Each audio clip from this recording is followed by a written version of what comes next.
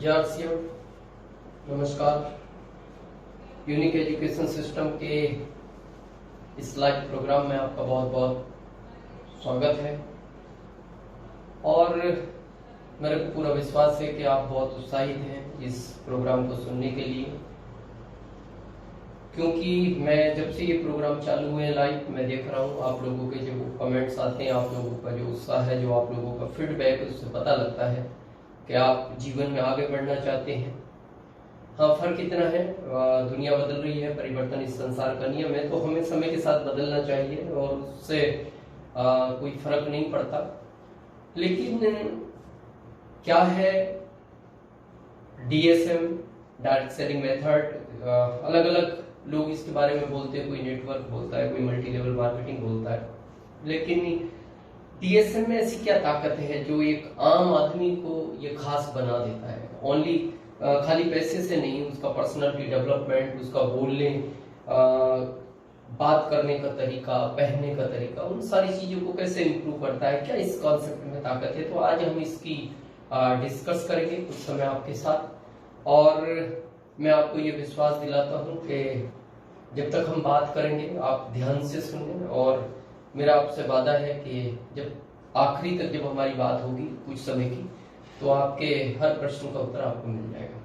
लेकिन मैं अपनी बात शुरू करने के पहले थोड़ा सा मैं आपको अपना परिचय दे दूं ताकि आप मेरी हर बात से रिलेट कर सकें। मेरा नाम दिनेश चौधरी है और मैं यूपी के एक मुरादाबाद डिस्ट्रिक्ट के एक बहुत छोटे से गांव में मेरा जन्म हुआ और मेरे को आज भी अच्छी तरह याद है कि उस समय ज्यादा पढ़ाई पर फोकस भी नहीं होता था, पढ़ाई के प्रति इतना उत्साह नहीं होता था, पढ़ाई के प्रति लोगों का या ये कह सकते हैं कि पढ़ाई एक जॉब के लिए की जाती है, जॉब के प्रति बहुत ज्यादा लोग सीरियस नहीं थे। क्योंकि मेरे को आज भी वो बात याद आती है, अगर आप उसको अपने पिताजी से पूछेंगे तो आपको पता लगेगा कि जिस समय सेना में जॉब के लिए लोग गवर्नमेंट के लोग ढूंढने आते थे तो कुछ माता पिता अपने बच्चों को छिपा लेते थे। वो ये बोलते थे कि भाई हमें जॉब में नहीं भेजना अपने बच्चे को। उस समय ऐसा था और बहुत कम एज में उस समय आप देखना कि क्योंकि जॉब के प्रति बहुत ज्यादा स्कोप नहीं था, जॉब के प्रति बहुत ज्यादा लोगों में उत्साह नहीं था, तो इसलिए बहुत सारे छोटे बच्चे को स्कूल नहीं भेजते थे। आजकल प्ले स्कूल में डलवा देते हैं 2-2.5 साल के बच्चे को, लेकिन उस समय मेरे को याद है मेरी उम्र लगभग 5 साल थी और मेरे पिताजी उस समय गांव के प्रधान हुआ करते थे और प्रधान होने का उस समय का मतलब है अपने आप में उनको एक लगता था कि मैं कुछ हूँ इस एरिया का। अलग अलग लैंग्वेज है हर स्टेट की, जैसे राजस्थान में सरपंच बोलते हैं और गुजरात में मुखिया बोलते हैं, हर जगह का अलग अलग है। यूपी में प्रधान बोलते हैं। तो मेरे पिताजी, मैं 5 साल का था, मेरे को स्कूल लेकर गए और हेडमास्टर साहब से बोलते हैं, उस समय हेडमास्टर साहब बोलते थे जिनको आज हम प्रिंसिपल बोलते हैं। हेडमास्टर साहब, ये मेरा बच्चा है और आप इसको भर्ती कर लो। उस समय एडमिशन नहीं होते थे, स्कूल में भर्ती कराया जाता था बच्चों को। आप इसको भर्ती कर लो और आपको लगता है कि ये अगर पढ़ने में ठीक ठाक रहे तो आप इसको हर साल क्लास चेंज करा देना और आपको लगे पढ़ने में थोड़ा सा कमजोर है तो आप इसको 2-3 साल एक ही क्लास में रख के मजबूती के साथ भेजना। तो हेडमास्टर साहब ने जब ये बात सुनी तो शायद उनको ये बात बहुत अच्छी लगी, उन्होंने उसी बात को फॉलो अप किया। उन्होंने मेरे को 9th तक 18 साल पढ़ाया और 10th उन्होंने मेरे को 4 साल पढ़ाया। मैं अपनी जिंदगी में टोटल 22 साल स्कूल गया और जाने 22 साल जब कंप्लीट हो गए तो मेरे को आज भी वो घटना याद है। मेरे पिताजी को खबर भिजवाई हेडमास्टर साहब ने कि वो प्रधान जी को भेज रहे हैं, यानी मेरे पिताजी, और उनको बुला के उन्होंने एक ही बात कही कि या तो आप इस बच्चे को इस स्कूल से ले जाओ या फिर ये स्कूल हम यहाँ से ले जाएं। तो मेरे पिताजी को ऐसा लगा कि ये मेरी एक इंसल्ट हो गई, तो उन्हें अच्छा नहीं लगा बहुत और वो कुछ नहीं बोले और मैं उनके फेस रीडिंग को देखकर समझ गया कि इनको बहुत अच्छा महसूस नहीं हो रहा। उन्होंने कहा आपको स्कूल ले जाने की जरूरत नहीं है, आप ऐसा करो इसका बस्ता मंगवाओ। मैं इसको लेकर जा रहा हूँ, अब ये स्कूल नहीं आएगा। उस समय बैग नहीं बोलते थे, बस्ता बोलते थे। उन्होंने मेरा बस्ता मंगवाया और लगभग गांव से मेरा घर 300-400 मीटर की दूरी का होगा, वो मेरे साथ चल दी। उन्होंने रास्ते में मेरे से बात नहीं करी, और जब मैं घर पहुंचा तो मेरी माँ को उन्होंने कहा कि इसके भाग्य में भी शायद पढ़ाई नहीं है, खेती है। माँ ने कहा ऐसा क्या हुआ? बोले नहीं, वो हो गया जो होना था। और वो ये कह के चले गए। तो मेरी माँ ने पूछा क्या हुआ? मैंने कहा हेडमास्टर साहब ने ऐसा कह दिया उनको। तो मेरी माँ बोलती है बेटा तू खेती कर पाएगा? क्योंकि अभी तो मैं न्यूट्रिशन और ये सारे प्रोडक्ट यूज करता हूँ, वो हेल्थ गार्ड के हों, गुड डॉट के हों, हरी संजीवनी, मेरे घर में बहुत सारी चीजें हरी संजीवनी से मैं पौधों में डालता हूँ, कई चीजें। तो मैं ये सारे प्रोडक्ट 100% यूज करता हूँ। न्यूट्रिशन को मैं शुरू से, आज गुड डॉट ने भी न्यूट्रिशन सारे प्रोडक्ट में लगभग डाल रखा है, गामा ओरिजिनल, ऐसे प्रोडक्ट। तो अभी तो मैं ठीक हो गया, अभी मेरी सेहत अच्छी है, लेकिन उस समय मैं बहुत वीक था। लगभग 32 kg के आसपास मेरा वजन था। और मेरी माँ ने कहा बेटा तू खेती नहीं कर पाएगा, खेती में बहुत मेहनत है, तू ऐसे ही मर जाएगा, तू एक काम कर, कोई जॉब ढूंढ ले। बस जॉब कम पैसों का मिले तो चलेगा, लेकिन एक चीज का ध्यान रखना, मेहनत ज्यादा नहीं होनी चाहिए। तो मैं जब बहुत जगह गया यूपी में, तो जिसने भी मेरी मार्कशीट को देखा उसने मेरे को मना कर दिया। लास्ट में एक आदमी ने मेरे को एक ही बात कही मेरी मार्कशीट देखने के बाद, बोले आप इससे तो ये राज्य ही छोड़ दो तो अच्छा है। मैं समझ गया कि शायद अब मेरे को जॉब नहीं मिलेगा, और मैं घर आया। मैंने मेरी बात से कहा माँ जॉब के तो चांस नहीं है, इस तरह की सिचुएशन हुई। तो मेरी माँ ने कहा बेटा एक काम कर, तू यहाँ छोटा मोटा काम करेगा, तेरे को शर्म महसूस होगी, शायद तू काम नहीं कर पाएगा, तो तू एक काम कर, राज्य ही छोड़ दे। और मैं 1995 के अंदर एमपी आ गया। एमपी में आने के बाद मैंने एक कृषि उपज मंडी के अंदर जॉब को शुरू किया। 2075 मेरी सैलरी हुआ करती थी। और मैं थैंक्स देता हूँ एमपी गवर्नमेंट को, 10वीं फेल वालों का ध्यान रखती है। और उसी जॉब को करते करते मेरे को वो घटना अच्छी तरह याद है, क्योंकि जो आदमी की जीवन में ऐतिहासिक पल आते हैं उनको आदमी कभी भूलता नहीं। 26 जुलाई 2002 का वो दिन था, आज के लगभग 18 साल पहले की बात थी। और मैं अपने जॉब के लिए जैसे ही मैं अपने ऑफिस की तरफ एंटर हुआ, तो दो लोग आपस में बात कर रहे थे कि भाई वो कपड़े वो लिए मैंने, और मेरे फूफा जी को चेक भी आ गया 512 का, और अपने को करना चाहिए, अच्छा है एक बार तुम भी समझ लो। मैं एक पल रुका, और जिससे वो बात कर रहा था वो मेरे ऑफिस का ही व्यक्ति था। तो मैंने उसको पूछा जब उसके जाने के बाद क्या है ये, बोले मैं नहीं जानता, उससे ही पूछ ले। तो मैं उसके पास गया, मैंने कहा अभी आप किस चीज की बात कर रहे थे, ऐसा पैसा आ गया और खाली कपड़े लिए। उन्होंने कहा मेरे को भी ज्यादा नॉलेज नहीं है, मेरे मामा जी कर रहे थे, मेरे फूफा जी का भी चेक आया, और बस वो मेरे को भी कपड़े दे गए, लेकिन इसकी ज्यादा जानकारी आपको लेनी है तो आज शाम को इसका एक छोटा सा मीटिंग है care of marriage hall local talkies के सामने, वहाँ आप आओ और वहाँ आपको जानकारी मिलेगी। तो मैंने उनको पूछा क्या आप आओगे वहाँ? बोले हाँ मैं भी आऊंगा। तो मैंने कहा ठीक है मैं आता हूँ।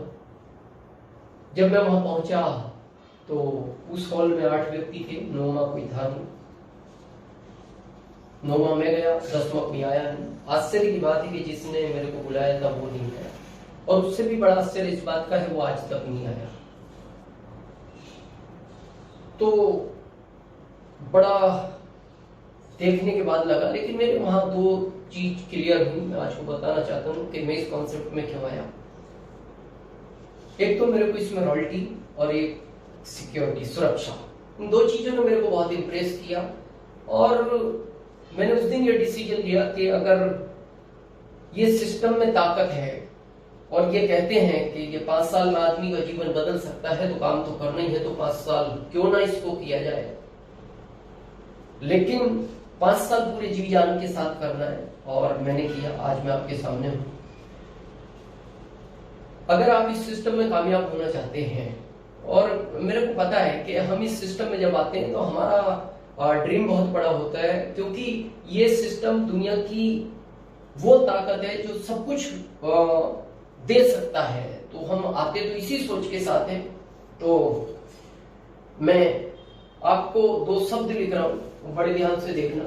एक शब्द है कैसे, एक शब्द है क्यों। इस दुनिया में जो भी गेम है वो इन दो शब्दों का है, क्यों और कैसे। किसी भी काम को आप क्यों करना चाहते हो, किसी भी काम को आप कैसे करना चाहते हो। जैसे एक स्टूडेंट है, पढ़ाई क्यों कर रहे हो, पढ़ाई कैसे करनी है। एक फार्मर है, खेती क्यों कर रहे हो, खेती कैसे करनी है। एक बिजनेसमैन है, बिजनेस क्यों कर रहे हो, बिजनेस कैसे करना है। एक जॉब वाला है, जॉब क्यों कर रहे हो, जॉब कैसे करना है। लेकिन इसमें इंपॉर्टेंट जो चीज है वो क्यों है। जिंदगी में जिस आदमी का क्यों क्लियर हो जाता है उसको फिर कामयाब होने से दुनिया रोक नहीं सकती। इस सिस्टम की भी अगर हम बात करें तो जब कैसे की बात आती है तो कैसे होगा ये सिस्टम, ये तो आपको पूरा भारत की सारी अप्लाइयां आपको सिखाने के लिए तैयार है। ये यूनिक एजुकेशन सिस्टम आपको डेली यही चीज तो सिखाता है, सिखाने के लिए सब लोग तैयार है। इसको कैसे किया जाएगा, लेकिन क्यों करना है ये आपको ही समझना पड़ेगा, या आपको ही जानना पड़ेगा, या आपको ही देखना पड़ेगा। और जिस दिन आपका इस सिस्टम में आके क्यों क्लियर हो गया, उस दिन आपको दुनिया की कोई ताकत इस सिस्टम में अमीर बनने से रोक नहीं सकती। और आज मैं लास्ट तक पूरी कोशिश करूंगा कि कैसे और क्यों करना चाहिए। तो आप तैयार हैं, मेरे को पूरा विश्वास है। एक आप पीछे नाम देख रहे हैं RCM, राइट कॉन्सेप्ट मार्केटिंग, सब इसके बारे में अच्छी तरह जानते हैं। हम सब जो भी आज कर रहे हैं उसके पीछे एक कारण है, और हर चीज के पीछे कारण होता है। भले एक ईगो होता है जो आदमी को कई बार बात करने से रोकता है, लेकिन जो मेरा मानना है वो ये है कि हम सब एक, अगर मैं कॉमन उत्तर की बात करूं तो हम सब पैसे के लिए काम करते हैं। आदमी झूठ बोलता है पैसे के लिए, गलत करता है पैसे के लिए। जो भी आदमी करता है वो सब पैसे के लिए करता है, ये कड़वा सच है। पैसा दो तरह से आता है, पहला पैसा जॉब से आता है, सेकंड पैसा बिजनेस से आता है, तीसरे की आज हम बात करेंगे DSM, डायरेक्ट सेलिंग मेथड। मैं जॉब के विरोध में नहीं हूं, मैं किसी बिजनेस के विरोध में नहीं हूं, मैंने जॉब किया है, अभी मैं नहीं करता। लेकिन आज हम इन चीज को समझेंगे जरूर कि जिस काम को हम कर रहे हैं क्या हम सही प्लेटफॉर्म पर हैं, या जो काम आज जो लगभग 70 साल से दुनिया में चल रहा है, इंडिया में लगभग 1994 के अंदर ही आया, क्या इस सिस्टम में ताकत है। जॉब के बारे में कहा जाता है, आप बार बार कोटेशन सुनते हैं, भूखा मरने नहीं देता, अमीर बनने नहीं देता। जॉब को आज हम समझे थोड़ा, रियल में जॉब कहानी क्या है आपको समझ में आएगा। जॉब में अगर कोई भी डिपार्टमेंट, कोई भी कंपनी आपको 10,000 रुपया देती है तो आपसे 1 लाख का काम लेगी, उसको 10 टाइम प्रॉफिट चाहिए आपसे। और इसलिए आप देखना जॉब वाले पे बहुत प्रेशर रहता है। अब यत्री सर कुछ दिन पहले बात कर रहे थे उनके लाइव प्रोग्राम में। जॉब मतलब मैं अगर अपनी भाषा में कहूं, आदमी की हालत खराब कर देती है कंपनी। थोड़ा समझिए इसको, आपको समझ में आएगा रियल कहानी जॉब क्या है। आप कभी देखना, जब 18, 20 साल, 22 साल बच्चा अपनी पढ़ाई कंप्लीट करने के बाद देखना वो एकदम क्यूट होता है, और वो जब निकलता है घर से तो, और जॉब करते करते एंड क्या होता है आपको समझ में आएगा एक्चुअल जॉब क्या है। आपने कभी गन्ने का रस पिया? नहीं पिया तो उस रस को निकलते हुए जरूर देखना, आपको जॉब समझ में आएगा। आप देखना वो भी बहुत सारे गन्ने होते हैं, उसमें से एक क्विट गन्ना लेता है ना, बिल्कुल गोल, और धीरे से उस मशीन में डाल देता है। फिर उस साइड देखना वो गन्ना कैसा हो जाता है, फिर भी उसका पीछा नहीं छोड़ता, फिर वापस उसको उठाता है, फिर उसको डबल परत में डाल देता है, फिर भी देखता है अभी तो काम आ सकता है, फिर उठाता है, फिर उसको देखना घूमता हुआ डाल देता है, फिर देखता है यार अभी भी गुंजाइश तो है, फिर उठाता है और उसके बीच में नींबू लगा के डाल देता है। 5वीं बार वो गन्ना पता है क्या बोलता है? अब मत डालना, अब मत डालना। तू मेरी हालत तो देख, मैं क्या था, तूने मेरा क्या बना दिया। सेम जीवन जॉब का है, जो कर रहे हैं वो जानते हैं, मैंने किया है, मैं जानता हूं। अगर आप ऐसी लाइफ जीना चाहते हैं तो मर्जी है। और उसके बाद भी अब जिस तरह से अभी ये दुनिया में एक महामारी का दौर है जिसका नाम कोरोना, आप देख रहे हैं हमारे देश में भी, तो इसमें और बहुत बड़े चैलेंज आने वाले हैं। अभी पीयूष गोयल जी ने, अभी आप पेपर में वो पढ़ सकते हैं, उन्होंने कहा कि लगभग 40% लोगों को निकालेंगे। पूरे बाकी देशों में जब इतने लाख किलोमीटर पे इतनी जॉब में गाड़ियां चल सकती है तो हमारी यहाँ क्यों नहीं चल सकती। चेंज करेंगे कुछ लोग। ये बहुत संकट की घड़ी है। दूसरा व्यापार है। व्यापार के में विरोध में नहीं, लेकिन व्यापार का नियम है पैसा लगाओ पैसा कमाओ। उसके बाद भी गारंटी नहीं है कि पैसा आएगा। क्यों? क्योंकि हमारे इंडिया के अंदर बिजनेस में सबसे ज्यादा कंपटीशन है। आप देखना बिजनेस की ये स्थिति है, जब आप आगे बढ़ते हो तो आपको क्या लगता है, या 10 लोग ये प्रेरणा नहीं लेते आपसे कि इसको पूछ के मैं भी वहां पहुंच जाऊं। वो ये प्लानिंग करते हैं इसको यहां कैसे लाना है। ये स्थिति है आज बिजनेस की। नहीं तो आप प्रैक्टिकल करना। इसीलिए तो हमारे भारत में कहावत है, भारत का आदमी अपने दुखों से दुखी नहीं है, वो आपके सुखों से दुखी है। नहीं तो एक बार प्रैक्टिकल करना, आप 20 लाख की कार लेके आना, पड़ोसी रात भर नहीं सोता। जिसने 20 लाख लगाए वो सो गया, और जिसका कुछ नहीं लगा वो रात भर जागता है। कार लिया यार, कार लिया, कुछ तो करा। रात के 2 बजे पत्नी को उठा के दिखा, कार देख, कार कार, कितने बड़े पहिए हैं इसके। तो पत्नी भी बोलती है, आपसे तो कार आएगी नहीं, इसके पहिए के आगे बैठ जा। और फिर भी ठीक है, मैं विरोध में नहीं हूं, करना चाहिए, बिजनेस है। लेकिन आज के इस समय में जो देश की स्थिति है उसमें ये बहुत बड़ा चैलेंज आने वाला, आने वाले टाइम। बहुत सारे लोग जब मेरे से बात करते हैं बोलते हैं कोई सेफ बिजनेस देखेंगे या बिजनेस को चेंज करेंगे।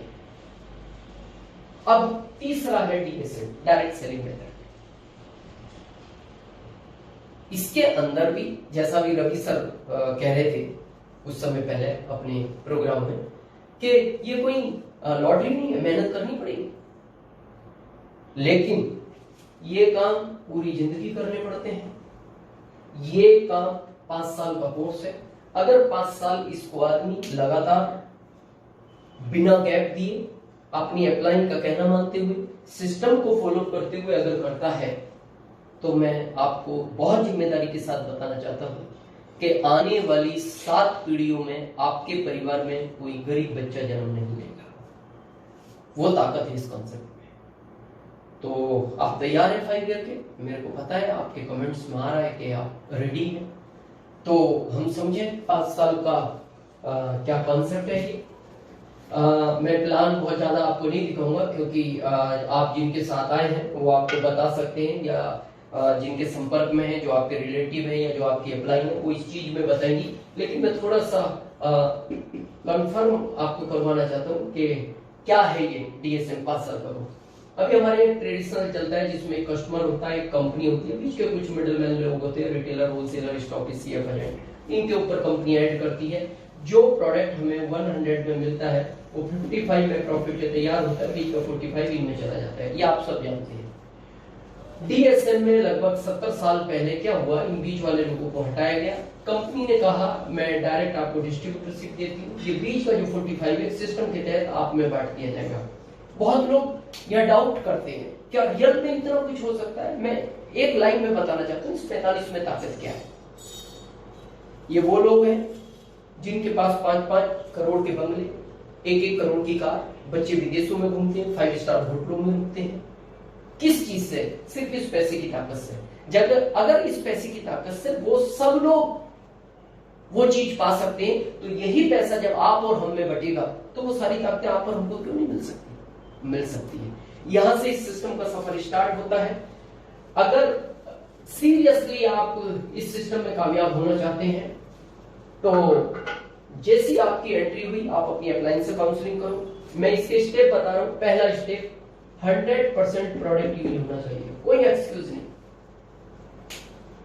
मैं जानता हूं घर में थोड़ा सा विरोध होगा, जब आप पहली बार प्रोडक्ट लाते हो तो थोड़ा घर वालों को अच्छा नहीं लगता, लेकिन आपको विरोध नहीं करना, समझाना है, चेंज होगा। पता है क्यों नहीं लगता?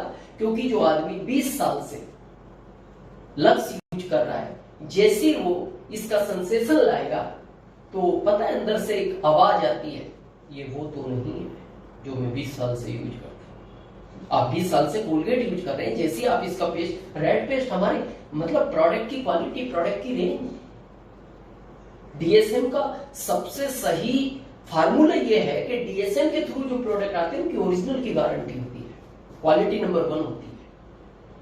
मार्केट से रेट बहुत प्रोडक्टों की लगभग अगर हम चेक करें बहुत रीजनेबल रेट होती है, आप चेक कर सकते हैं। वो खाली एमआरपी से नहीं, उसके कंटेंट देखें आप, इसमें क्या कंटेंट है, उसमें क्या कंटेंट है। जब आप उसको कंपैरिजन करेंगे तो आपको लगेगा हाँ रियल में उससे कम रेट की प्रोडक्ट है। तो मैं आपको कहना क्या चाह रहा हूं, एकदम नहीं होगा, लेकिन पता क्यों नहीं होगा? आदमी की 2 चीज एकदम नहीं बदलती, एक तो नेचर, एक सिग्नेचर, इनमें टाइम लगता है, आपको भी टाइम लगेगा।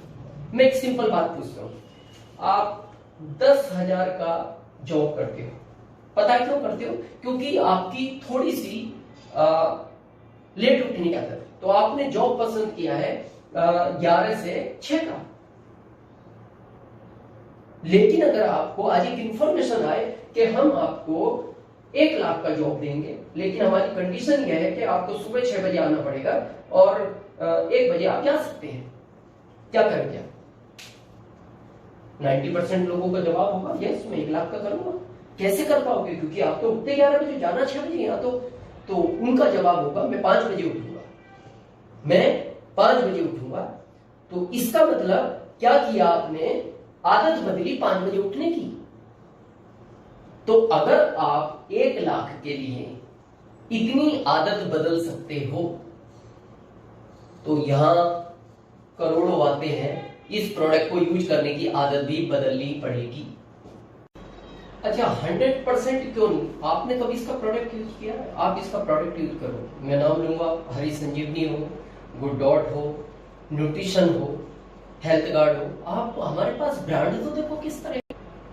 अगर आप न्यूट्रिशन की, आज मेरे को बहुत लोग बोलते हैं, अभी जैसा आपने सुना मैंने कहा 3 साल का मेरा पोता, मैं अपनी 51 साल जिंदगी के पूरे कर चुका हूँ, मैं 100% न्यूट्रिशन खाता हूँ। मैं आपको भी कहना चाहूंगा क्योंकि इस दौर में अभी आपको पता है जब ये महामारी का कोरोना का दौर जो चल रहा है और ये चलेगा अभी, डॉक्टरों का, साइंटिस्टों का कहना बहुत लंबे समय तक आपको इसके साथ जीना पड़ेगा। इसके साथ वही आदमी लंबे समय तक जी पाएगा जिसकी इम्यूनिटी पावर ज्यादा होगी। और मैं कहता हूँ आप अपने ये चारों प्रोडक्ट, हरी संजीवनी हो, गुड डॉट हो, न्यूट्रिशन हो, हेल्थ गार्ड हो, गामा ओरिजिनल हो, आप इन प्रोडक्टों को अगर खाते रहे तो ये आपकी इम्यूनिटी पावर को 60% ग्रोथ देने की ताकत रखते हैं। इसलिए मैं कहता हूँ 100% प्रोडक्ट यूज करें। सेकंड, अपने घर में डिस्प्ले वॉल करें। हालांकि ये आज चला है, मैं आरसी में उस समय से डिस्प्ले वॉल करता था जिस समय खाली कंपनी कपड़े की किट बनाती, मैं कपड़ों को भी उसमें रखता था, उसका फर्क पड़ता है। मैं आपसे एक बात पूछना चाहता हूँ, आप प्रोडक्ट लाए 3-4 हजार के, आपके पीयूसी से, वंडरबर्ड क्विक से, वंडरबर्ड से आप जो प्रोडक्ट लाए, तो आप उसको कहीं ना कहीं किचन में तो रखोगे, उसको डिस्प्ले वॉल में रखो। उससे क्या है, लोग आगे रह के पूछते हैं, और भारत के आदमी का नेचर है, अगर किसी को आगे रह के कुछ बताओ तो वो उसको इग्नोर करता है, जब वो आगे रह के पूछता है तो उसकी चीज के प्रति वो सीरियस होता है। बहुत सारे नए लोग आपके साथ इस डिस्प्ले के द्वारा कनेक्ट होंगे। तीसरा, आपके यहाँ डायमंड क्लब, अगर आप इस बिजनेस में डायमंड बनना चाहते हैं तो डायमंड क्लब अनिवार्य है। डायमंड क्लब, इसकी आप अपनी अप्लायंस से काउंसलिंग करें, ये कैसे होता है वो आपको मदद करेगी। और 3 तरह से ये कंपनी पैसा बांटती है, थोड़ा सा हम समझेंगे इस चीज को। 32 performance bonus, 8% royalty bonus, 5% technical bonus. ये इस तरह बांटती है। और ये शुरू का जो सफर है ये आपका ऐसा चलता है, ये मैं सच बता रहा हूं आपको, हो सकता है कई बार लोग नहीं बता पाते। तो बहुत लोग मेरे से पूछते हैं, सर इसीलिए हम इसको करना नहीं चाहते। कम से कम हमारे जॉब में 25,000 सैलरी फिक्स तो है। हाँ, मैं मानता हूं फिक्स है, लेकिन एक बात का ध्यान रखना, ये फिक्स है, इसका नाम ही फिक्स है। 6 महीने बाद इसके आगे कोई भी एक जीरो नहीं लगा सकता, डायलॉग नहीं हो सकता। लेकिन इस सिस्टम के अंदर ये ताकत है, अगर ये आपको 25,000 तक ले गया और वापस 2500 भी ले आया तो आप घबराना मत। यही एक ऐसा कॉन्सेप्ट है दुनिया का जो वापस फिर इसके आगे 4 जीरो लगाने की ताकत रखता है। और मैं लोगों से एक ही बात बोलता हूं, आप जॉब करो, व्यापार करो, धीरे करो, ये आएंगे उतार चढ़ाव, सबके पास साथ आए हैं, वो वसा हो, कोठारी सर हो, केसी सर हो, बीसी सर हो, ये सब उस दौर से गुजरे हैं। ये जितने भी कोर लीडर्स हैं जिनको आप डेली सुन रहे हैं, ये सब उस दौर से गुजरे हैं। तो ये चलेगा, आपको इसी के साथ रह के अगला जो इसका रॉयल्टी, जहां समथिंग 8% रॉयल्टी 25,000 इनकम होती है और वो आपके स्ट्रक्चर पर डिपेंड करती है, आप इसको कितना बड़ा कर सकते हैं। रॉयल्टी को ही पैसिव इनकम बोलते हैं। अभी अत्री सर ने इसका जिक्र किया कुछ दिन पहले, प्रहलाद सर ने अपने प्रोग्राम में इसकी बात की। मैं आज थोड़ा सा बताना चाहता हूँ ये क्या है। जैसे आप इस सिस्टम में आए, आपने लोगों को कनेक्ट किया अपने साथ, 3, 4, 5 जो भी आपको लगा, फिर इनकी लिस्ट बनवाई, इस तरह ये आगे सिस्टम काम करता है, जिसको हम बोलते हैं नेटवर्क। जो लोग इसकी नॉलेज रखते हैं वो इसको नेटवर्क बोलते हैं। ज्यादातर लोग इसको भारत में बोलते हैं जोड़ा जाड़ी का काम। आप देखना, बहुत सारे लोग तो इसमें इतने फेमस हो गए कि वो दूर से देख के बता देते हैं, ये जो आ रहा है ना, देखना अब जोड़ेगा, अब जोड़ेगा। आधा गांव इसी ने जोड़ा है। तो जब ये जोड़ा जाड़ी का शब्द आता है तो कई बार देखना यहाँ आपका ईगो हर्ट करता है। क्या यार, मैं प्रोफेसर हूँ, मैं डॉक्टर हूँ, मैं वकील हूँ, और लोग मेरे बारे में कहते हैं जोड़ा जाड़ी का काम। मैं आज एक बात आपको कहना चाहता हूँ बहुत जिम्मेदारी के साथ, आज के बाद जब आपको कोई ये कहे जोड़ा जाड़ी का काम करते हो तो आपका ईगो हर्ट नहीं होना चाहिए। आपको अपने ऊपर गर्व होना चाहिए और उसको जवाब देना, हाँ मैं जोड़ा जाड़ी का काम करता हूँ। और अगली लाइन बोलना कि इस भारत में लोग लोगों को तोड़ने का काम करते हैं, कम से कम मैं जोड़ने का काम तो करता हूँ। अरे आज हम एक उस नए व्यक्ति को अपने साथ जोड़ते हैं जिसका हमारा उसका कोई रिलेशन नहीं है, फिर उसको एक दिन हम लीडरशिप ले जाते हैं, रॉयल्टी ले जाते हैं, टेक्निकल ले जाते हैं। और अगर आपको लगता है ये काम बहुत अच्छे नहीं है तो मैं एक नाम लेना चाहता हूं जिससे आप रिलेट कर पाएंगे। मुकेश अंबानी, जानते हैं, भारत का गरीब आदमी, कुछ समय पहले 27 मंजिला एक छोटा सा घर बनाया और थोड़े से पैसों में बना, मात्र 8,000 करोड़। क्यों बन पाया? 500 प्रोजेक्ट को रन करते हैं मुकेश अंबानी आज, और ऐसे ऐसे प्रोजेक्ट इंडिया में, दुनिया में है उनके। आपको सोच के आश्चर्य होगा कि इतने ऐसे बड़े प्रोजेक्ट को रन करने वाला आदमी ऐसे कामों में उसको उलझना चाहिए कि नहीं? जिस कार में पेट्रोल डीजल आप भराते हो उसका रिफाइनरी मुकेश अंबानी जी के पास है। क्या मैं आपसे पूछना चाहता हूं, क्या फिर उनको ऐसे चक्रों में पड़ना चाहिए? जवाब आएंगे नहीं, आप कमेंट्स में लिख रहे हो, लोग नहीं करना चाहिए। लेकिन उन्होंने लगभग 3 साल पहले ये पंगा लिया, एक जियो की सिम लॉन्च की, free SIM, free data, free बातचीत, और इस सिम के लिए 2.5 लाख करोड़ रुपए लगाए। किसी बिजनेसमैन से पूछना, 2.5 लाख करोड़ लगाने के बाद कोई चीज फ्री दी जा सकती है? लेकिन उन्होंने दी।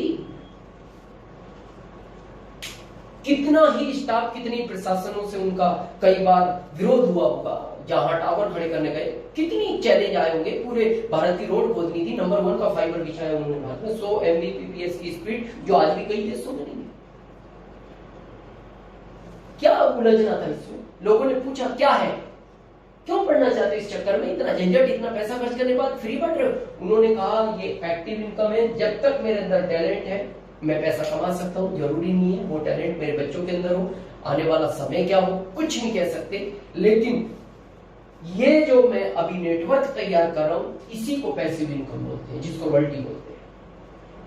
और उन्होंने की, आप देखो शुरू में सब कुछ फ्री दिया, जब फ्री दिया लोग जुड़े, भारत में फ्री की तरफ आदमी का आकर्षण ज्यादा होता है। 1 जुड़ा, 10 जुड़े, 1000 जुड़े, लाख जुड़े, करोड़ जुड़े, जैसे 50 करोड़ लोग इनके साथ जोड़ाजाड़ी कर गए तो इन्होंने अगले दिन रात को भारत को अगले दिन मैसेज दिया, कल से सारी फ्री सेवाएं बंद।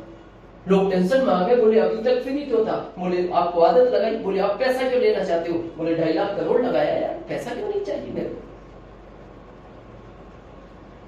दिया 399 84 डेज। फिर जैसे ही 60 करोड़ लोग वापस आंकड़ा बढ़ा, फिर उन्होंने एक दिन मैसेज दिया, अब जियो से जियो के अलावा नहीं जियो। मतलब जियो से जियो बात करोगे फ्री रहेगी, जियो के अलावा बात करोगे पैसा लगेगा। कुछ दिन बाद यह आंकड़ा फिर बढ़ेगा, फिर वो कह देंगे अब किसी से कोई नहीं जिएगा, सबका पैसा लगेगा। जब उन लोगों को इस पैसिव इनकम की जरूरत है तो उनसे 1000 गुना फिर हमें सब चाहिए। आपको रॉयल्टी, मैं जानता हूं आपको चाहिए। हम सब इस सिस्टम में जब आते हैं तो एक रॉयल्टी का सपना ही लेकर आते हैं। तो अगर आप रॉयल्टी चाहते हैं तो मैं उसका फार्मूला दूं। पहला, कभी भी किसी का मीटिंग मिस नहीं करना है। कोई ट्रेनिंग हो, चाहे वो प्रोडक्ट का हो, वो डेली चल रहे हैं, या यूनिक एजुकेशन सिस्टम का कोई प्रोग्राम हो, या यूनिक एजुकेशन सिस्टम की कोई ट्रेनिंग हो, आपको कोई भी मीटिंग मिस नहीं करना। या आपकी अपलाइन के द्वारा जूम पे कोई काउंसलिंग हो, क्योंकि जो लोग इसमें जितना सीखेंगे उतना बड़ा एम्पायर खड़ा कर पाएंगे। सेकंड, फैमिली को इन्वॉल्व करें। मेरा आपसे ये विशेष रिक्वेस्ट है, और मेरे को इस बात को कहने में कोई झिझक और छोटापन महसूस नहीं होता। जब मैंने आरसीएम शुरू किया था, मैं बहुत संकुचित व्यक्ति था, मैं किसी से बात नहीं कर पाता था ज्यादा। लेकिन आज मैं जिस जगह खड़ा हूं, ये मेरी पत्नी की देन है। इसमें मेरे को कोई छोटापन महसूस नहीं होता, क्योंकि रियल में आज देखो ना, आज हमारी कंपनी के ओनर है, आज पूरी फैमिली, टीसी सर हो, सौरभ सर हो, उनकी फैमिली हो, प्रियंका मैम हो, आज पूरी फैमिली इस बिजनेस में, क्या कमी है उनके पास? लेकिन वो भी यही चाहते हैं कि इस देश के अंदर आर्थिक आजादी आए, सब कुछ नेचुरल हो, प्राकृतिक, ये सारी चीजें। क्या जरूरत थी? एक व्यक्ति काम कर रहा है, करता रहता है। तो फैमिली इंपॉर्टेंट है। इसके बाद आता है टेक्निकल पे जाने के बाद क्या क्या देता है ये बिजनेस? पहला, money freedom. Second, time freedom. Third, personality development, recognition. Money, अगर मैं बात करूं मनी की, आप आंकड़े देखें, आप मेरे पे शायद बिलीव ना करें, आजकल सोशल मीडिया पे सब कुछ अपडेट है, गूगल वगैरह पे आप जाके सब कुछ देख सकते हैं। डायरेक्ट सेलिंग मेथड के अंदर 100, 125, 150 करोड़ कमाने वालों के आप नाम नहीं गिन पाएंगे। बस फर्क क्या है? उन्होंने ये फैसला किसी ने 30 साल पहले लिया, किसी ने 40 साल पहले लिया, किसी ने 50 साल पहले लिया। हम आज लेंगे या नहीं लेंगे, ये हमारे ऊपर डिपेंड करता है। टाइम फ्रीडम, जब मैंने आरसीएम शुरू किया, मैं शुरू के 5 साल तक 25 दिन फील्ड में रहता था और 5 दिन में घर रहता था। लेकिन आज मैं 5 दिन फील्ड में रहता हूँ, 25 दिन अपने पोते के साथ खेलता हूँ। ये आपके साथ भी हो सकता है। पर्सनालिटी डेवलपमेंट, ये आप देखो पहनना सिखाता है, ये बात करना सिखाता है। बहुत लोग आज भी मेरी एजुकेशन पे डाउट करते हैं, बोले दिनेश जी ये हो नहीं सकता, पूरे इंडिया में लोगों से बात करते हुए ये कैसे पॉसिबल है? मैंने सब कुछ यहीं से सीखा है। तो चाहते हैं आप इस तरह की लाइफ, तो मैं बताऊं क्या करना पड़ेगा। फर्स्ट, डिसीजन लेना पड़ेगा। ये सबसे इंपॉर्टेंट फैक्टर है जीवन का, निर्णय। बहुत लोग यही नहीं ले पाते और लेते लेते रुक भी जाते हैं। कई बार आप देखना, जब आप किसी को इस कॉन्सेप्ट की बात करते हो, उसको प्लान समझ में आ जाता है, प्रोडक्ट समझ में आ जाते हैं, लेता है, लेकिन फिर वो सोचता है पता नहीं मैं कर लूं और मेरे को कुछ लोग नहीं मिले तो। ये बड़ा खतरनाक शब्द है। आज मैं थोड़ा सा इस पिक्चर को क्लियर करना चाहता हूँ। मेरा आपसे एक निवेदन है, जिंदगी में कुछ भी करो, इस शब्द में मत उलझना। आपको करना है तो आप उस चीज को कर लो, नहीं करना तो मत करो, लेकिन इसके अंदर कभी नहीं उलझना। बहुत खतरनाक शब्द है ये। जो लोग भी इसमें उलझे हैं वो कहीं नहीं पहुंच पाए। समझे थोड़ा सा। एक बार 2 दोस्त थे, 25 साल तक साथ में जॉब किया उन्होंने, और जॉब करने के बाद एक दिन जब उन्होंने हिसाब लगाया, उन्होंने कहा भाई तेरे पास कितनी बचत है, मेरे पास कितनी बचत है, तो पता लगा दोनों के पास 10-10 हजार की बचत थी। तो दोनों कहने लगे यार ये क्या जिंदगी है, क्या करेंगे हम, ना मकान बना पाएंगे, ना बच्चों की अच्छे से शादी कर पाएंगे, क्या करेंगे हम इस जिंदगी में? ये तो एज होगी हमारी 25 साल में 10-10 हजार। ऐसा करते हैं, जॉब में पैसा नहीं है, हम कोई व्यापार शुरू करते हैं। तो पहले ने कहा यार 10,000 में कौन सा व्यापार चालू करेंगे? बोले मैं एक आइडिया देता हूँ, एक काम कर, 10,000 में हम 2 भैंस खरीद के लाएंगे। बोले फिर क्या होगा? बोले ये भैंस दूध देंगी, उस दूध को बेच के पैसा कमाएंगे, फिर उस पैसे से और भैंस ले लेंगे, 2 से 4 हो जाएंगी, फिर दूध बेचेंगे, फिर घी बेचेंगे, उससे पैसा आएगा, फिर 8 हो जाएंगी, 16 हो जाएंगी, 32, 64, 128, 256, 512, 1024, 2048, 4096, 8000, 156, फिर हमारे पास लाखों भैंसे होंगी, पूरी इंडिया में हमारा दूध और घी बिकेगा, और तू भी अमीर और मैं भी अमीर। कैसा था आइडिया? बहुत लोग लिख रहे हैं आइडिया अच्छा था। बिल्कुल फाइनल आइडिया बहुत अच्छा था। वो अपने घर गए प्लानिंग करने के बाद, अचानक शहर से एक दोस्त को फोन आया, तुम्हें अभी करंट में अर्जेंट यहाँ आना है। वो वहां चला गया। जाने के बाद उसने 2 भैंस खरीदी, 2 से 4, 8, 16, 32, 64, 128, 256, 512, और ये सिलसिला बढ़ता चला गया। 5 साल बाद वो अपने बिजनेस में बिजी होने के बाद 5 साल तक गांव नहीं आ पाया। 5 साल बाद जब वो गांव आता है तो 50 लाख की मर्सिडीज कार, 5 कारें आगे, 5 कारें पीछे, कारों का काफिला जैसी गांव में घुसा। तो पहला दोस्त साइकिल लेके खेत से आ रहा था। उसने देखा यार ये क्या काफिला है, वो खड़ा होकर देखने लगा। कार वाले ने देखा साइकिल वाले को दोस्त तो यही है, क्योंकि वो तो पहचान गया, साथ में था। लेकिन साइकिल वाले को डाउट था क्या ये वही है, लेकिन कार वाले को कंफर्म था ये वही है। उसने कार रुकवाई, कार से उतरा। तो जैसी वो कार से उतरा तो साइकिल वाला समझ गया अरे ये तो वही है। दोनों गले मिले, और गले मिलने के बाद साइकिल वाला तेज तेज रोने लगा और बोलता है दोस्त ये क्या नजारा है? तो उसने कहा नजारा? कोई नजारा नहीं।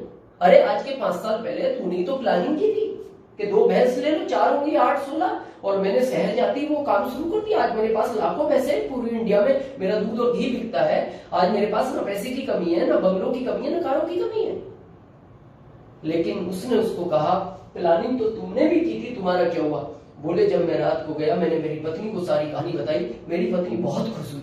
बोले गजब का आइडिया, 2 से 4, 8, 16, हम तो बहुत अमीर बन जाएंगे। बोले फिर क्या हुआ? बोले लास्ट में मेरी पत्नी ने सिर्फ मेरे से एक प्रश्न पूछा। बोले मेरे को एक बात का जवाब दे दो, कल से दोनों भैंसें मर गई तो? मर गई तो साइकिल जिंदाबाद, जी गई तो कार जिंदाबाद। आज ये फैसला आपको लेना है। ये बहुत बड़ा फैसला होता है जिंदगी का। बहुत लोग सोचते हैं अगर मेरे को लोग नहीं मिले, क्या हो सकता है नहीं मिले? अच्छे प्रोडक्ट लो, स्वस्थ रहो, जिंदगी के इन प्रोडक्टों को खाने के बाद 10-15 साल की आपकी उम्र बढ़ जाएगी, स्ट्रॉन्ग रहोगे हमेशा। नहीं मिले तो, मिल गए तो फिर वो जगह आपकी नहीं, ये जगह आपकी होगी। सेकंड, विश्वास, बिलीव लेवल आपको बढ़ाना पड़ेगा। जिंदगी में बहुत सारी चीजें विश्वास से ही चलती है। विश्वास के अलग अलग क्राइटेरिया है। कुछ चीजों को विश्वास देखने से होता है, कुछ चीजों को विश्वास सुनने से होता है, लेकिन ज्यादातर विश्वास करना पड़ता है। जैसे आज अगर हम बात करें, अभी आप मेरे को सुन रहे हो, मेरी बात पे विश्वास हो सकता है, नहीं हो सकता। मेरे को देख रहे हो, विश्वास हो सकता है, नहीं हो सकता। लेकिन जो सबसे ताकतवर विश्वास है वो काम करता है खुद से। सबसे पहला विश्वास आपको अपने ऊपर होना चाहिए कि मैं भी एक दिन टेक्निकल बनूंगा, फाइनेंशियल फ्रीडम होगी, टाइम फ्रीडम होगी। सेकंड विश्वास आपको उस पर होना चाहिए जो इस दुनिया का मालिक है। अगर उसने करोड़ों लोगों को अमीर बनाया, वो आपको बनाएगा। थर्ड विश्वास आपको कंपनी पर होना चाहिए। नंबर 1 कंपनी है आपकी, हर एंगल से। अगर एथिकल किसी भी तरह से देखें, गवर्नमेंट की गाइडलाइन किसी भी तरह से देखें, आप नंबर 1 कॉन्सेप्ट के साथ। और फोर्थ विश्वास आपको अपलाइन पर होना चाहिए जो आपको इस कॉन्सेप्ट में लेकर आया है। क्लियर? इसके बाद मैंने एक शब्द कहा अपलाइन, बड़े ध्यान से सुनना। अपलाइन का इस कॉन्सेप्ट में बहुत बड़ा रोल होता है। बहुत लोग क्या करते हैं, थोड़ा सा कुछ लेवल आया, वो अपलाइन को भूल जाते हैं। क्या करेगी अपलाइन, कौन है अपलाइन? आपको पूरी दुनिया का ज्ञान अपनी अपलाइन से ज्यादा हो सकता है, लेकिन इस कॉन्सेप्ट का ज्ञान आपकी अपलाइन को आपसे ज्यादा है। ये विशेष ध्यान रखना। ये दिमाग लगाने का बिजनेस नहीं है, ये सिस्टम है। हाथ पैर आपके रहेंगे, दिमाग सिस्टम का रहेगा। आपकी अपलाइन एक सिस्टम का पार्ट होता है। और जो लोग अपलाइन की बात नहीं मानते, अपना दिमाग लगाते हैं, तो मैं थोड़ा सा क्लियर कर दूं अपना दिमाग लगाने वालों के साथ क्या होता है, समझे थोड़ा सा। एक बार यमराज पृथ्वी पर आते रहते हैं, काम है उनका। जैसे आए उन्होंने एक आदमी को पकड़ लिया, बोले भाई चलो टाइम पूरा हो गया। उसने कहा प्रभु छोटे छोटे 2 बच्चे हैं, मेरे को पता है जाना है, लेकिन अब इनको मेरे को बड़ा करने दो, इन्हें मैं कामकाज पे लगा दूं, उसके बाद मैं चलूंगा। यमराज बोलते हैं देखो मेरे को जैसा ऑर्डर मिलता है मैं वैसा काम करता हूं, ऊपर से मेरे पास ऑर्डर है, उसमें आपका नाम है, चलना ही पड़ेगा। लिस्ट बहुत लंबी है, अगर मैं आपका वेट करूं तो मेरे को बहुत साल लगेंगे, और इस लिस्ट में सबसे ऊपर तुम्हारा नाम है। तो किसान को लगा क्या करना चाहिए, वो अपनी पत्नी के पास गया, क्या करना चाहिए। पत्नी बोली देखो जो वो कह रहे ठीक है, दिमाग मत लगाओ। तो वो बोलता है तुम्हें क्या पता दिमाग लगाना पड़ता है, तो क्या करें। बोले मैं देखता हूं। वो गया और यमराज को बोलता है देखो आप बहुत थके आ रहे हो, बहुत दूर से आए हो, थोड़ा सा आप आराम करो, और उसके बाद जो है हम चलेंगे, और मैं आज आपको एक ऐसा कोल्ड ड्रिंक पिलाता हूं जो आपने कभी नहीं पिया और आपको अच्छा लगेगा। तो वो छाछ ले आए। वो बाकी चीज क्यों नहीं लाया, क्योंकि उनको पता था, क्योंकि भगवान को जो है भोग वगैरह जब लगते हैं ना, ये जैसे खीर है, दूध है, काजू किशमिश है, लेकिन छाछ का कभी नहीं लगता। तो वो छाछ क्यों लाया, क्योंकि उसमें उसने नींद की दवा डाल दी, और जैसी नींद की दवा डाली तो वो गहरी नींद में सो गए। उन्होंने उसके हाथ से लिस्ट ली, जो नाम उसका ऊपर था वो काट दिया और अपना नाम नीचे लिख दिया। अब उसको लगा जितने टाइम में मेरा नंबर आएगा मेरे बच्चे बड़े हो जाएंगे, जाना तो है, ये तो फाइनल है। और जैसी यमराज नींद से उठे तो उन्होंने कहा यार बेटा क्या गजब की चीज पिलाई, ऐसा ड्रिंक आज तक हमने नहीं पिया, आज हम बहुत खुश हैं, और अब हमने फैसला लिया है अब हम लोगों को ऊपर से नहीं नीचे से लेके जाएंगे। और लगाओ दिमाग, ये दिमाग का बिजनेस नहीं है, ये अपलाइन, एक्टिव ग्रोइंग अपलाइन, उसके मार्गदर्शन से चलता है। ये यूनिक एजुकेशन में जितने भी कोर लीडर हैं ये आपके सब एक्टिव ग्रोइंग अपलाइन में आते हैं। क्लियर है। थर्ड पैशंस, धैर्य रखें इस बिजनेस में। ये 5 साल का कोर्स है, मैं बोलता हूं जैसे सरकार योजनाएं निकलती है, पंचवर्षीय योजना, मैं कहता हूं 5 साल इस कोर्स को पूरा करो। सबसे इंपॉर्टेंट चीज लक्ष्य, टारगेट बना के काम करो। आदमी का जब तक अपना कोई टारगेट नहीं होता वो किसी जगह नहीं पहुंचता। लक्ष्य बहुत इंपॉर्टेंट पार्ट है। रेडी है। और अब जो लास्ट बात मैं आपसे करने वाला हूं, मैंने शुरू में आपसे कहा था कि मेरे को 2 चीजों ने इस सिस्टम में बड़ा प्रभावित किया, एक रॉयल्टी और एक सिक्योरिटी, सुरक्षा। ये मेरा सबसे मेरे को इस चीज ने प्रभावित किया, और आज मैं इसके बारे में थोड़ा सा आपसे डिस्कस करना चाहता हूं। आप इस बिजनेस को करना ना करना, लेकिन एक बार इस चीज पर विचार करना। आप और हम एक परिवार के मुखिया हैं, एक जिम्मेदार पर्सन है, वो मैं हूं या आप हो, और हमारे पीछे जिम्मेदारी है एक पत्नी, बच्चे, बूढ़े माँ बाप, भाई बहन। आपको पता है एक लड़की दूसरे का परिवार छोड़ के आती है, बहुत बड़ी जिम्मेदारी है आपके ऊपर। जिन बच्चों को आप इस दुनिया में लाए, बहुत बड़ी जिम्मेदारी है आपके ऊपर। जो भाई बहन छोटे हैं उनको पढ़ाने, उनकी शादियां करानी, बहुत बड़ी जिम्मेदारी है आपके ऊपर। जो माता पिता ने आपको इस लायक बनाया, अब लास्ट समय में उनको पालना बहुत बड़ी जिम्मेदारी है। मेरे को बहुत दर्द होता है। आपको पता है ये जो शादी की जो प्रथा होती है, क्या है ये सिस्टम? आप देखते थे पहले गांवों में कम एज में शादी हो जाती थी। क्यों हो जाती थी? कि ताकि जब तक वो यंग है तो वो अपने बच्चों को बड़ा कर ले, 20 साल का कर ले, जब फिर इसका शरीर काम नहीं करेगा इसके बच्चे इसको पाल लेंगे, 20 साल तक ही अपने बच्चों को पाल लेगा। लेकिन बहुत दर्द होता है। 80% लोगों के बच्चे जिस समय माता पिता को सख्त जरूरत होती है वो बाहर रहते हैं, और ये आंकड़ा पहली बार इस महामारी कोरोना के टाइम पे पता लगा। 5 करोड़ लोग, ये गवर्नमेंट का आंकड़ा है, 5 करोड़ लोग भारत में अपने माता पिता से दूर रहते हैं। क्यों? वो जिम्मेदार पर्सन है इस परिवार के। कोई गुजरात में काम कर रहा है, कोई राजस्थान में काम कर रहा है, कोई यूपी में काम कर रहा है, कोई वेस्ट बंगाल में काम कर रहा है, कोई महाराष्ट्र में काम कर रहा है, कोई हरियाणा में काम कर रहा है, कोई पंजाब में काम कर रहा है। बस मैं लास्ट में एक बात कहना चाहता हूँ, बहुत सीरियस सोचना। आप दुनिया का कोई काम करें, मैं किसी प्रोफेशन के विरोध में नहीं हूँ, लेकिन बस एक चीज ध्यान से सोचना, जिस काम को आप कर रहे हो उसको करते हुए इस दुनिया से आउट हो गए, क्या जो पैसा आपको मिल रहा था, क्या अगले दिन से वो ही पैसा इस परिवार को मिलना शुरू होगा? जवाब आता है यस, तो फिर आपको इस कॉन्सेप्ट के बारे में ज्यादा चिंता करने की जरूरत नहीं है।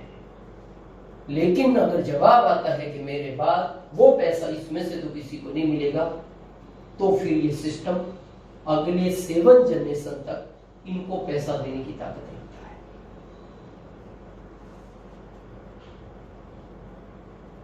अभी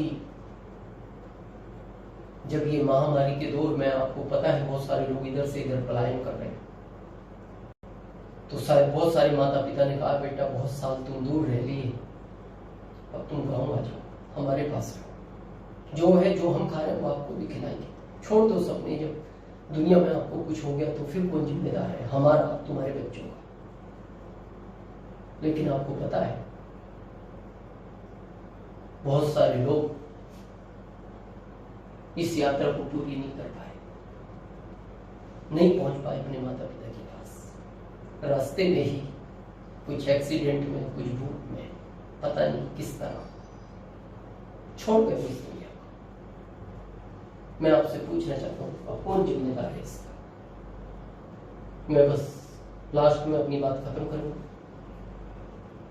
बहुत सारे लोग जब मेरे से इस कॉन्सेप्ट की बात करते हैं, मेरा अगर आप पुराना कोई वीडियो या सीडी देखोगे, मैं आरसीएम के आगे बिजनेस शब्द लिखता था। जब से मेरे को ये समझ आई है, मेरी भावना चेंज होगी। मैं आरसीएम के आगे बिजनेस नहीं लिखता, मैं सिर्फ एक बात मानता हूँ।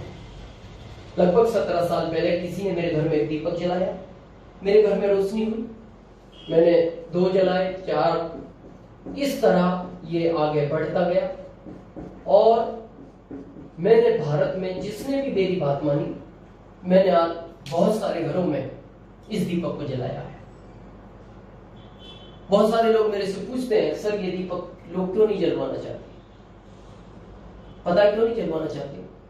क्योंकि ये सिस्टम जिनके भाग्य में उनको मिले, जिनके भाग्य में नहीं उनको नहीं मिलेगा। आपको नहीं पता ये किसके भाग्य में, आपका काम है उसके घर जाना। थोड़ा सोचो कभी, आप इस समय में जहां पैसे की सख्त आवश्यकता है, 2000 के नोट की आप गड्डी लेकर एक चौराहे पर जाओ, आपको क्या लगता है हर आदमी आपसे नोट लेके चला जाएगा? आप पहले आदमी को कहो भाई ये पैसे ले जा, क्या लगता है? सोचेगा यार ऐसे कोई पैसे बांटता है क्या? नहीं लेगा, चला जाएगा। अगला है ले भाई 2000 का नोट ले जा, वो कहेगा यार नकली होगा इसलिए दे रहा। तीसरा है उसको कहना 2000 का नोट ले जा, वो कहेगा वो अभी दे देगा अगले चौराहे पर, इससे होगा। लेकिन एक आदमी और आएगा जो हंसता हुआ आएगा, आपके हाथ से नोट लेगा और लेके चला जाएगा। पता है क्यों? आपने नोट तो 4 को दिया था, 3 ने क्यों नहीं लिया? क्योंकि वो 3 के भाग्य में नहीं था, वो जिसके भाग्य में था वो लेकर चला गया। इसी तरह ये कॉन्सेप्ट आपको बताना है। आपको लोगों के घर में दीपक जलाने हैं, जिसको जलवाना होगा, जिसके भाग्य में होगा वो आपको जलवाएगा, नहीं तो आप नेक्स्ट दरवाजे चले जाओ। लेकिन मैं आपसे एक वादा करता हूं, आप अगर इस दीपक को जलाते हुए, जितने भी सीनियर हैं, जितने भी टेक्निकल रॉयल्टी अचीवर हैं, आपका काम है भारत के हर घर में इस दीपक को लेकर जाना। जो जलवाना चाहे वेलकम है, नहीं आप आगे चले जाओ। लेकिन मैं आपसे एक वादा करता हूं, किसी आंधी और तूफान के कारण ये दीपक बुझ गया। इस महामारी कोरोना के टाइम में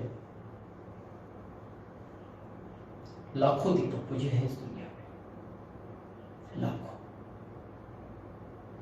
लेकिन मेरा आपसे वादा है, अगर किसी आंधी और तूफान के कारण अगर ये दीपक गलती से भी बुझ गया तो आपने जो इस भारत में लाखों दीपक जलाए हैं, ये अगली 7 पीढ़ियों तक आपके घर में कभी अंधेरा नहीं होने देंगे। आपने सुना, इसके लिए मैं आपका बहुत बहुत आभारी हूँ। थैंक यू, धन्यवाद।